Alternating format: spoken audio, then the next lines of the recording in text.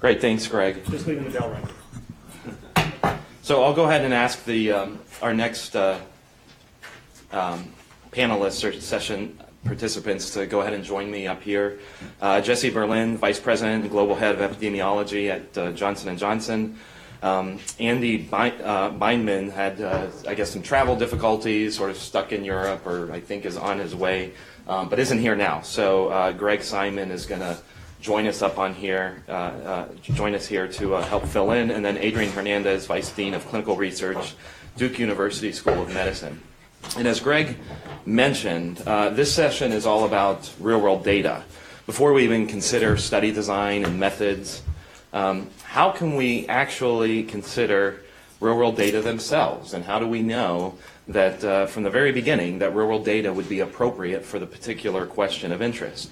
So we have a work group on this, and the work group thought about this for quite a long time, and I think ultimately decided, well, let's perhaps a good place to start would be to develop a set of questions that one could ask of the data prior to the study itself that would help that person determine whether or not real-world data sources would be appropriate for that particular study. So I really want to focus the energy right now on that list of questions, because we're going to turn to that in the discussion. So those initial set of questions that this work group came up with are listed in your agenda, and I'll read them right now.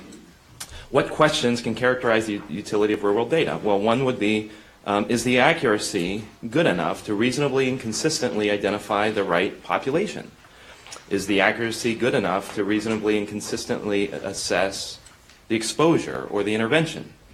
Is the accuracy good enough to reasonably and consistently assess the right outcome? Okay, so outcome, exposure, and the right population. Are there any big safety issues that would be missed if we use this real-world data source? Are there any concerns about the collection of the data or data entry that would create systematic bias? And then finally, when is expert adjudication necessary to confirm that the recorded data is reliable or reasonably complete? The second type of question is, okay, so if we had this list of questions, and I'm presuming that this list of questions is not exhaustive, and we're going to use the session today to hear from all of you and our panelists on whether or not these are exactly the right questions we would ask of the data to know if it's appropriate. But related, what information is needed to actually answer these questions before the study? So how would we confidently know the answers to these questions before we actually conduct the study?